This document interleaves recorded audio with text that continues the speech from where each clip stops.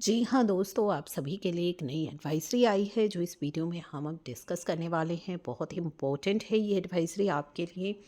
तो ये एडवाइजरी है for entry of R numbers and ETRs number in e way bill. तो यहाँ पे ई-वे बिल सिस्टम का और फ्रेट ऑपरेशन इंफॉर्मेशन सिस्टम का इंटीग्रेशन हुआ है।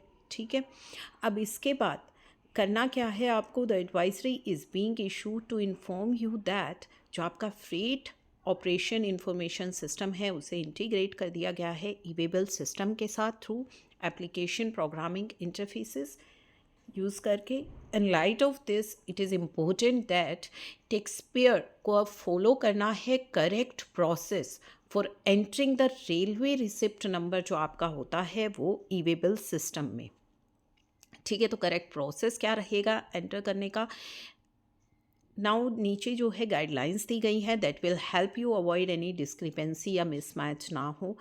Applicability of railway receipt number in the e way bill system. तो टैक्सपेयर ट्रांसपोर्टिंग गुड्स, जो भी टैक्सपेयर ट्रांसपोर्ट कर रहे हैं गुड्स वाया इंडियन रेलवे, तो वहाँ पे आपका फ्रेट ऑपरेशन इंफॉर्मेशन सिस्टम जो रहेगा must ensure the correct entry of number of जो रेलवे रिसिप्ट का करेक्ट नंबर है वो ई-वे बिल सिस्टम में करेक्ट एंटर हो।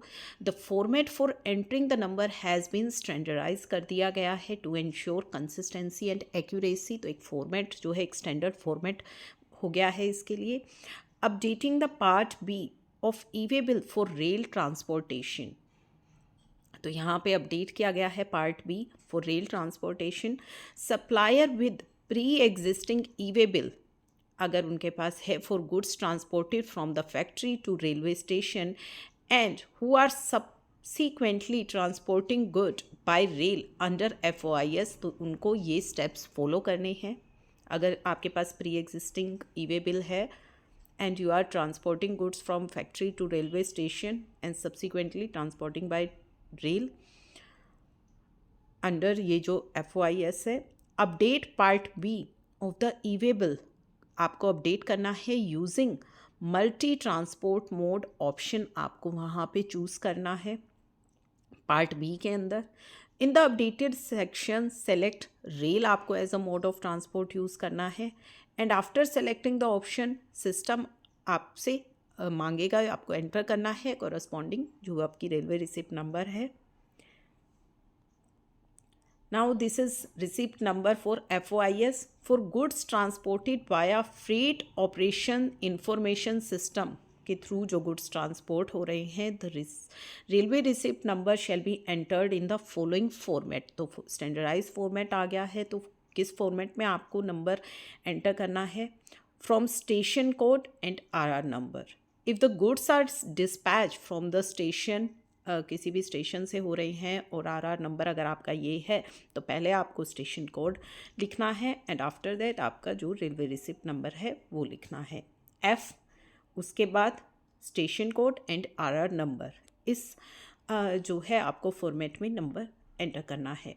E-way bill and RR number validation. After entering जो आप ये नंबर डालेंगे receipt number, e-way bill will validate करेगा उस नंबर को अगेंस्ट जो आपका डेटा रिसीव हुआ है आपके फ्रेट ऑपरेशन इंफॉर्मेशन सिस्टम से। अगर कोई भी मिसमैच होता है, ठीक है, अगर कोई मिसमैच इज़ डिटेक्टेड और is not found an alert will be generated. तो एक अलर्ट आएगा।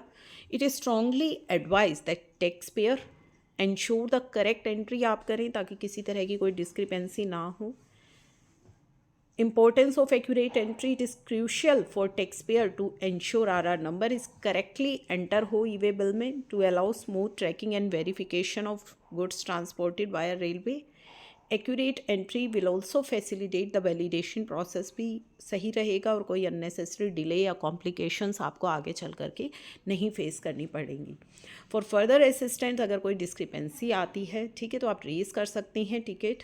Customer who are transporting goods under railway through this system shall adhere to this guideline जो कि रेलवे के द्वारा इशू की गई हैं।